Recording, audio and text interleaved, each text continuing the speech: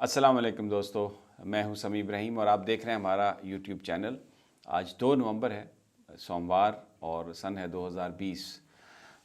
Saudi अरब और पाकिस्तान के मामलात जिस तरफ जा रहे हैं उस पर बात करेंगे और आपको ये बताऊंगा कि जो गवादर में जो ऑयल रिफाइनरी बनानी थी सऊदी अरब ने, उसका जो प्लान है वो पोस्टपोन हो गया। वो किस तरीके से पोस्टपोन हुआ और किस महारत से मामले को सऊदी हुकाम ने और अमरीकियों ने उसको कोशिश की है, ये मैं आपको पूरी वो कहानी बताता हूँ। दूसरी जानिब बड़ा अहम फ़ैसला तहरीक इंसाफ की लीडरशिप का कि जो पीडीएम जो जलसे कर रही है, जिस तरीके से एक अवामी राय बनाने की उन्होंने कोशिश की है, पाकिस्तान तहरीक इंसाफ भी अब अपना मुकदमा लेके अवाम की अदालत के सामने पेश होगी।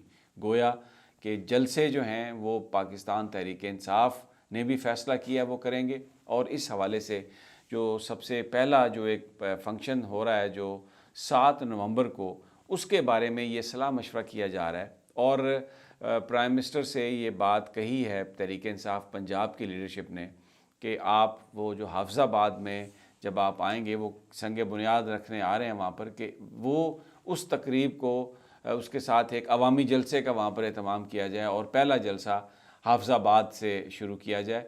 और ये क्योंकि गुजरांवाला से किया पीडीएम ने, तो तहरीक इंसाफ भी उसी एरिए को बज़ाहिर ऐसा लग रहा है, तजवीज़ ये है कि वो उसी इलाके को चुनकर तो वहाँ पर एक बड़ा जलसा करके ये मैसेज दिया जाए कि अगर पीडीएम ने वहाँ पर बड़ा जलसा किया है तो पाकिस्तान तहरीक इंसाफ भी बड़ा जलसा कर सकती है। अब इसके क्या मुज़मरात हो सकते हैं, अगर टेम्परेचर जो है वो ज़्यादा हो जाए तो वो क्या हो सकता है।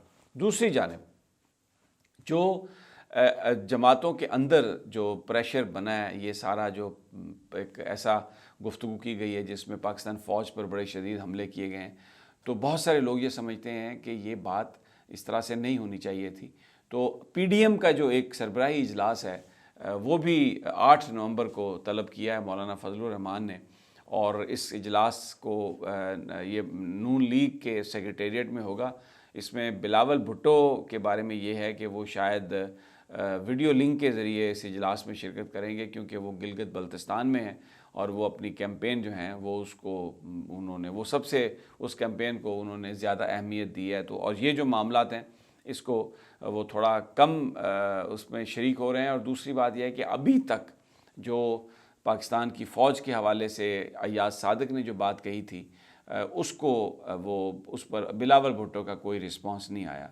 और मैं एक बात फिर ये बता दूं आपको कि जो तहकीकात हैं आज़ाद ये जो कराची के आईजी के और उनके अगवा के हवाले से, उसमें जो हमारे पास इंफॉर्मेशन आई है, बड़ी ये एक ऐसी इंफॉर्मेशन है, लेकिन मैं वो आपको शेयर करना चाहता हूँ। मैं ये रिपोर्टेडली, मैं ये बार बार कह रहा हूँ, एलिजिडली मैं कह रहा हूँ कि ये बताया सोर्सेज ने हमें कि जनाब जो आईजी साहब थे उस रात को वो हालत गैर में थे और उनसे किसी तरह की भी गुफ्तगू नहीं हो पा रही थी। वो इस हद तक अंडर इन्फ्लुएंस थे कि जो कुछ उन्होंने खाया पिया था उसके, कि वो ना वो किसी बात की पोजीशन में थे, टेलीफोन पर वो कोई बात समझ नहीं रहे थे।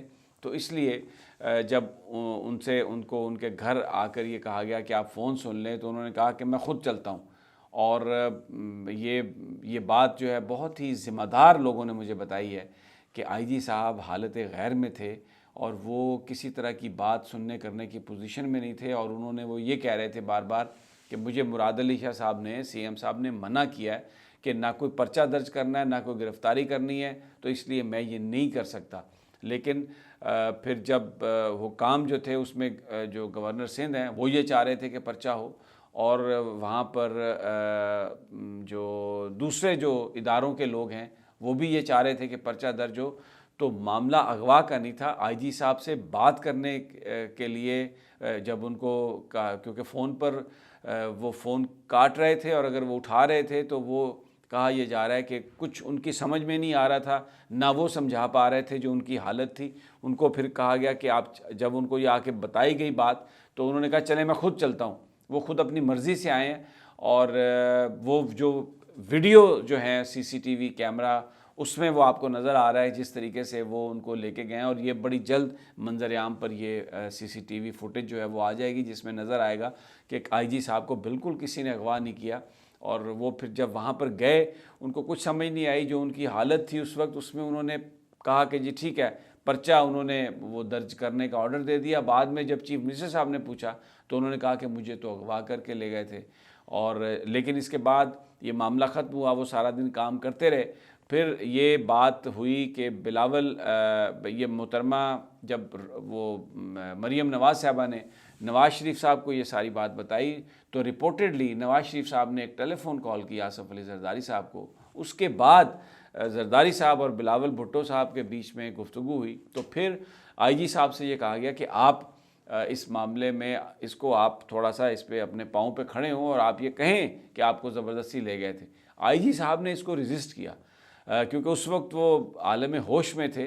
तो उन्होंने कहा कि मैं ये नहीं करूँगा। लेकिन जब उन पर यह प्रेशर आया पार्टी की लीडरशिप की तरफ से, तो उन्होंने ये बात जो वहाँ पर जो रेंजर्स हैं, वहाँ पर जो पाकिस्तान फ़ौज के जो लोग हैं, जो इंटेलिजेंस के लोग हैं, उनसे उन्होंने ये कहा कि मुझ पर बड़ा प्रेशर डल रहा है, लेकिन मैं ऐसा नहीं कहना चाहता। एक दिन उन्होंने उस प्रेशर को सस्टेन किया। लेकिन फिर जब IG साहब से ये कहा गया कि आप अगर वो जो बात आप कह रहे हैं फिर वो गलत है, अगर आप कि जी मुझे वहाँ पर ले गए, ज़बरदस्ती ले गए, तो आप ये क्यों नहीं इस पर ये बात कहते हो और इंक्वायरी की बात होती है और आप छुट्टी लें फिर। तो वो जो सारा मामला अनफोल्ड हुआ। तो ये जो तहकीकात हैं ये अब अपने फाइनल स्टेजेस पे हैं।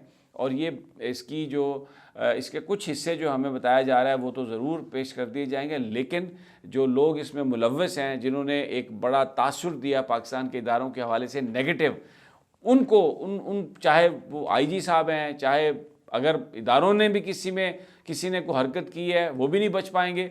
और जो सिंध की जो गवर्नमेंट है उसके हवाले से भी खासे जो हैं वो बिल्कुल एक फर्म डिसीजन है कि जो भी रिस्पॉन्सिबल होगा उसके साथ ये इसी तरीके से पेश आया जाएगा, सख्ती से। अब मैं आपको जो सऊदी वाक़या जो मैंने आपको बताया, अरामको और जो कंपनी थी, जब सऊदी अरब ने ऐलान किया पाकिस्तान के लिए पैकेज का, पैसे नकद भी दिए और उसके साथ ये कहा कि $10 बिलियन की गवादर में हम एक ऑयल रिफाइनरी जो है ना वो कायम करेंगे। और उसमें ज़ाहिर है वो उसकी एक बड़ी तादाद होती है जिसमें वो करना पड़ता है। तो तकरीबन 2.5-3 लाख बैरल डे जो ऑयल हैं वो उसके लिए वो सब कुछ बंदोबस्त होना था। तो जो पाकिस्तान की रिक्वायरमेंट है वो शायद 90,000 बैरल से ज़्यादा नहीं है वहाँ से, उस हवाले से। तो अब जब ये मामला ख़राब हुआ तो उसको ख़राब कैसे किया गया? देखिए, इससे पहले एक केकड़ा वो था जो यहाँ पर ऑयल ड्रिलिंग हुई थी सी में, और अमेरिकन कंपनीज ने की थी और उसके बारे में रिपोर्ट्स आई थी कि बहुत बड़े ज़खायर हैं तेल के। लेकिन जिस वक्त वो बिल्कुल अपने इख्तिताम को पहुँचने वाली थी तो ये कह दिया गया कि जनाब यहाँ पर कोई तेल के ज़खायर नहीं है, और हैं सही लेकिन इस हिस्से में नहीं है। और 16-17 मिलियन डॉलर पाकिस्तान का जो है वो खू खाते में गया। लेकिन असल नुकसान ये हुआ कि अगर वहाँ से ऑयल निकल भी सकता था तो वो अमेरिकन कंपनीज ड्रिलिंग कर रही थी, उन्होंने कहा जी कि यहाँ पर वो ऑयल नहीं है। अभी सऊदीज़ ने जब ये मामला सारा तय हो गया तो अमेरिकन जो कंपनीज़ हैं उनको हायर किया कि अब इसकी फिजिबिलिटी आप बनाएं, कि हमने यहाँ पर जो ऑयल रिफाइनरी लगानी है उसकी फिजिबिलिटी बनाएं कि कितनी लगाएंगे, कितना पैसा बचेगा, कारोबारी ये कितना वायबल है। उस अमेरिकन कंपनी ने ये कहा कि जनाब ये तो बिज़नेस ही आपका वायबल नहीं है, यहाँ पे रिफाइनरी जो आप बना रहे हैं यहाँ पर ये वायबल नहीं है, आरामको से ये कहा। और उन्होंने ये जवाज़ फराहम किया प्रिंस मोहम्मद बिन सलमान को कि वो ये फ़ैसला करें कि जनाब यहाँ पर ऑयल रिफाइनरी नहीं बन सकती। अब इसमें दो चीज़ें हैं, जानबूझ के उस कंपनी को सऊदीज़ ने कॉन्ट्रैक्ट दिया होगा, ये एक पॉसिबिलिटी है कि आप ये कहें कि इसकी फिजिबिलिटी नहीं बन सकती तो सऊदीज़ ने इसको अबेंडन कर दिया, या वो जो अमेरिकन कंपनी थी उसको कहीं और से इंस्ट्रक्शन आई होगी कि जनाब आप ये कहें कि यहाँ पर फिजिबिलिटी जो है वो रिफाइनरी की नहीं है।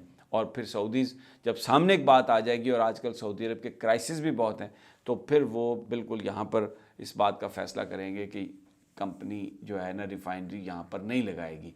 दोनों सूरतों में मकसद एक ही था कि सऊदीज़ जो हैं और पाकिस्तान के दरमियान गल्फ़ को जो है वो ज़्यादा बढ़ाया जाए। अब सवाल ये है कि अगर वहाँ पर रिफाइनरी जो है वो नहीं है फिजिबल और ये अमेरिकन्स कह रहे हैं, तो चाइना क्यों वहाँ पे रिफाइनरी बना रहा है? चाइना ने पाकिस्तान से ये कहा कि आप हम ये बनाते हैं यहाँ पे रिफाइनरी, आप बिल्कुल इसको छोड़ दें, मसला ही नहीं है कोई।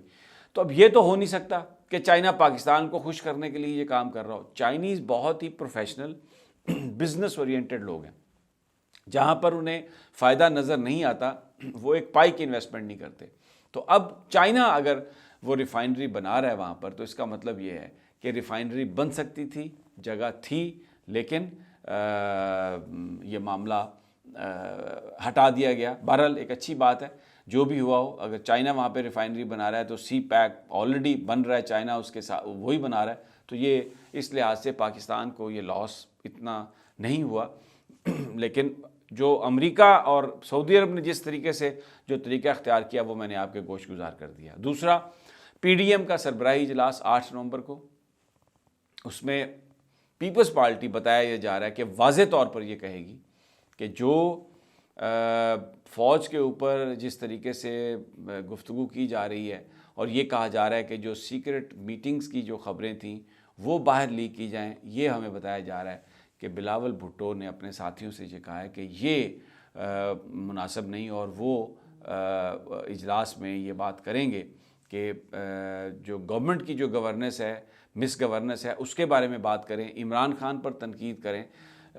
लेकिन जो और अगर पॉलिटिकल रोल हम समझते हैं उसको कम करने की बात तो की जा सकती है, लेकिन जो गुफ्तगू हो चुकी है, माजी के जो वाक़यात हैं उसके हवाले से जो खुफिया गुफ्तगू थी, जो रियासती इदारों के साथ थी, उसका इस तरीके से बरमला इजहार करना और इस अंदाज से करना कि इदारों की सुबकी हो, पाकिस्तान की सुबकी हो, ये ख़बरें आ रही हैं कि बिलावल भुट्टो ने अपने दोस्तों साथियों से ये मशवरा किया है, उनसे मांगा है मशवरा कि इस मामले में हम अपना क्या नुक्ता नज़र पेश करें। लेकिन जिन लोगों से बात की है उन्होंने ये बताया कि बिलावल भुट्टो इस बात से खुश नहीं है और वो ये नहीं चाहते कि नून लीग का जो बयानिया है जिस तरीके से है वो उसको उसी तरीके से आगे लेकर मज़ीद चलना चाहिए।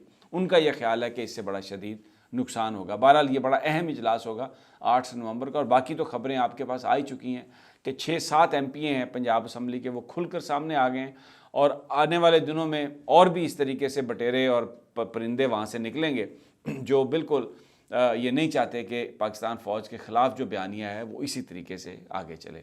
बहरहाल दोस्तों, 7 नवंबर को क्या होता है जलसा, अगर फ़ैसला हो जाता है तो कितना बड़ा जलसा होता है, ये बड़ा वाइटल होगा। तहरीक इंसाफ पंजाब की क़यादत ये कह रही है कि हम गुजरांवाला से बड़ा जलसा वहाँ पर करेंगे अगर प्राइम मिनिस्टर ने उसकी इजाज़त दे दी। अगली वीडियो तक मुझे इजाज़त दीजिए, इंशाल्लाह जल्द आपसे मुलाकात होगी। अल्लाह ने के बाद।